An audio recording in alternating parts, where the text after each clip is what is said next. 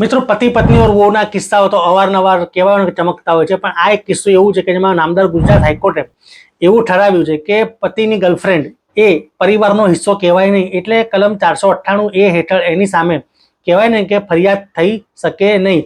આમ ગુજરાત હાઈકોર્ટે એક પત્ની દ્વારા પતિની ગર્લફ્રેન્ડ વિરુદ્ધ નોંધવામાં આવેલી 498A અને 323 ને એ બધી કલમો હેઠળની જે ફરિયાદ હતી એ રદ કરી નાખી છે.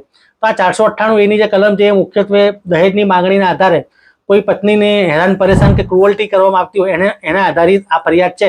અને વૈવાહિક જીવનમાં જે પણ કહેવાય ડિસ્પ્યુટ થતા હોય છે એમાં સૌથી પહેલા 498A ની ફરિયાદ પત્ની દ્વારા પતિ અને એના પરિવારજનો ઉપર આવી ફરિયાદ નોંધવામાં આવતી હોય છે.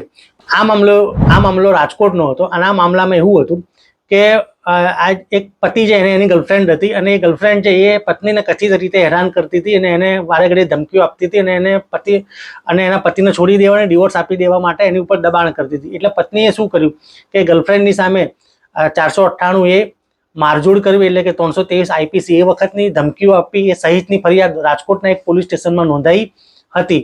એટલા માટે જે પેલી ગર્લફ્રેન્ડ છે એની સામે ક્રિમિનલ કેસ ચાલુ થયો હતો. એટલે ગર્લફ્રેન્ડે નામદાર ગુજરાત હાઈકોર્ટમાં પિટિશન કરી હતી અને પિટિશનમાં એવું જણાવ્યું હતું કે એની સામે સદંતર ખોટી રીતે કેસ કરવામાં આવ્યો છે અને એની સામે 498A ની કલમો તો લાગુ પડી જ શકે નહીં. તો હાઈકોર્ટે તમામ તથ્યો, તમામ હકીકતો અને અગાઉના ચુકાદાઓને ધ્યાનમાં રાખી અને એવું ઠરાવ્યું હતું કે આ 498A ની ફરિયાદ છે એ ગર્લફ્રેન્ડ સામે ટકી શકે નહીં, કારણ કે ગર્લફ્રેન્ડ છે પરિવારનો ભાગ ગણાતો નથી. આમ કરી અને ગર્લફ્રેન્ડની સામે ફરિયાદ ગુજરાત હાઈકોર્ટે રદ કરી નાખી હતી.